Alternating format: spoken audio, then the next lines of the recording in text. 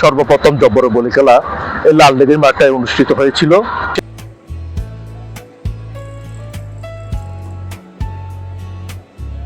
আশেপাশে কতগুলো পরিবেশ আছে, বা জাতি বা এগুলো বিশৃঙ্খলা সৃষ্টি করে।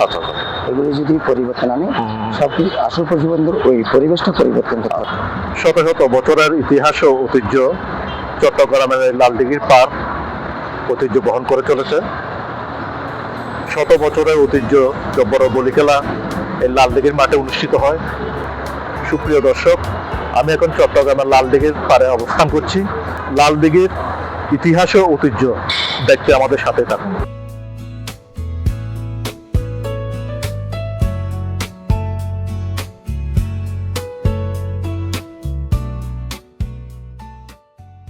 চট্টগ্রাম প্রাচীন এক বন্দর নগরে বারোয়ালিয়ের পুণ্যভূমি।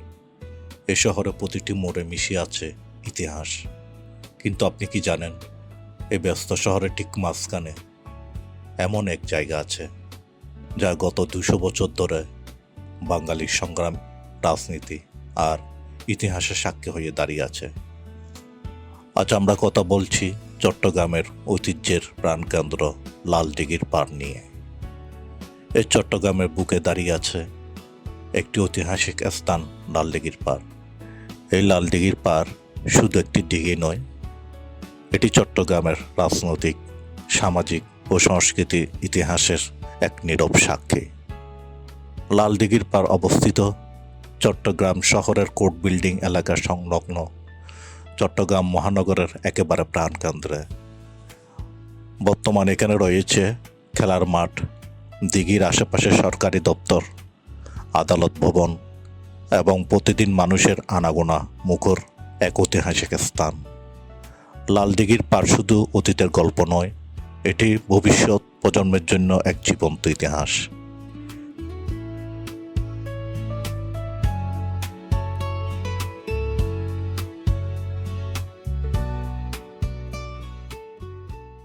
আপনার নামটা কি?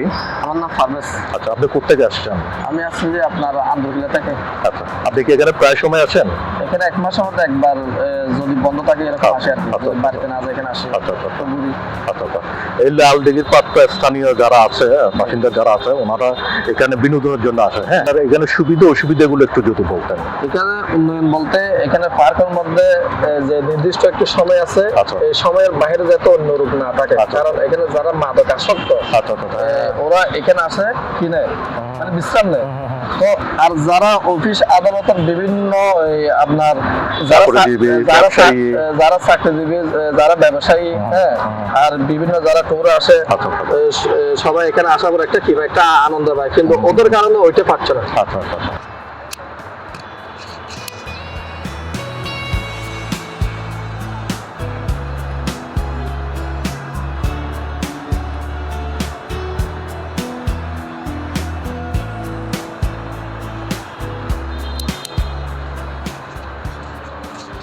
আপনার নামটা কি? আমার নাম মোহাম্মদ জামাল। আচ্ছা, আপনি কোথেকে আসছেন? আমি এখানে চট্টগ্রামের স্থানীয় না? আচ্ছা, আপনি কি এখানে প্রায় সময় আসেন না? জি, এখানে হলো আশেপাশে কতগুলো পরিবেশ আছে, বা জাতি বা এগুলো বিশৃঙ্খলা সৃষ্টি করে। এগুলো যদি পরিবর্তন আনে, সব আসল প্রতিবন্ধক ওই পরিবেশটা পরিবর্তন করতে হবে। পরিবেশন সৌন্দর্য জিনিসটা যদি ব্যাখ্যা করতে না পারে, পরিবেশ যদি না থাকে, ওইগুলি করে কোনো লাভ নেই। এক নম্বর হইলো এটা। দ্বিতীয় নম্বর হইলো এখানে গার্ড যেগুলি আছে, এগুলোর জন্য, নিরাপত্তার জন্য, বা যারা পর্যটকরা আসে বা বসে, নিরাপত্তার জন্য যদি আরো শক্তিশালী হয় বা ভালো উদ্যোগ বা পরিবেশটা কিন্তু সুন্দর হয়। আর এর সৌন্দর্য রক্ষা করার জন্য সিটি কর্পোরেশন দায়িত্ব আছে, কিন্তু অবহেলার দ্বারা কিছু অঘটন ঘটে যায়। কিন্তু পরিবর্তন আনলে কিন্তু মানুষের এই একটু সুশৃঙ্খলার জন্য, মানে এটা সৌন্দর্য রক্ষা করার জন্য, সেই কারণে জিনিসটা পরিবর্তন আসে। ইংরেজ শাসনের শুরুতে এখানে রায়মণি নামে একজন ব্যক্তি দিঘি ছিল। পরবর্তীতে 1761 সালে ইস্ট ইন্ডিয়া কোম্পানি চট্টগ্রামের শাসনভার নিলে এই লালদিঘি সংস্কার করেন। কথিত আছে, জেলখানাকে যেমন মানুষ তার লালগড় বলতো। সেই লালগড়ের পাশে দিঘি থেকে এর নাম হয় লাল দিঘি। লাল দিঘি মানে ঐতিহ্যবাহী আব্দুল জব্বারের বলি খেলা। 1909 সালে তরুণদের শক্তি পরীক্ষার মাধ্যমে ব্রিটিশদের ভয় দেখানোর উদ্দেশ্যে এই মেলা সূচনা করেছিলেন আব্দুল জব্বার সদাগর। প্রতি বছর 12ই বৈশাখে এখানে মেলা বসে। 1910 সালে সর্বপ্রথম জব্বরের বলি খেলা এই লালদিঘির মাঠে অনুষ্ঠিত হয়েছিল। সে ধারাবাহিকতায় এখনো প্রতি বছর জব্বরের বলি খেলা এখানে অনুষ্ঠিত হয়ে আসছে।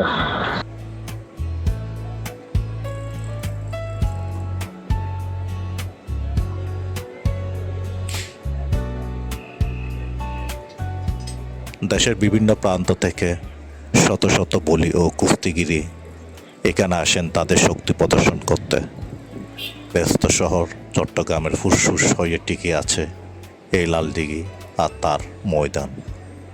পরের বার যখন চট্টগ্রামের কোতোয়ালি দিয়ে যাবেন, একবার থমকে দাঁড়িয়ে দেখে নেবেন বাঙালির এই ইতিহাসের পাতাকে।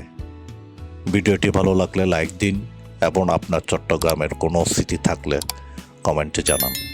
সাবস্ক্রাইব করতে ভুলবেন না।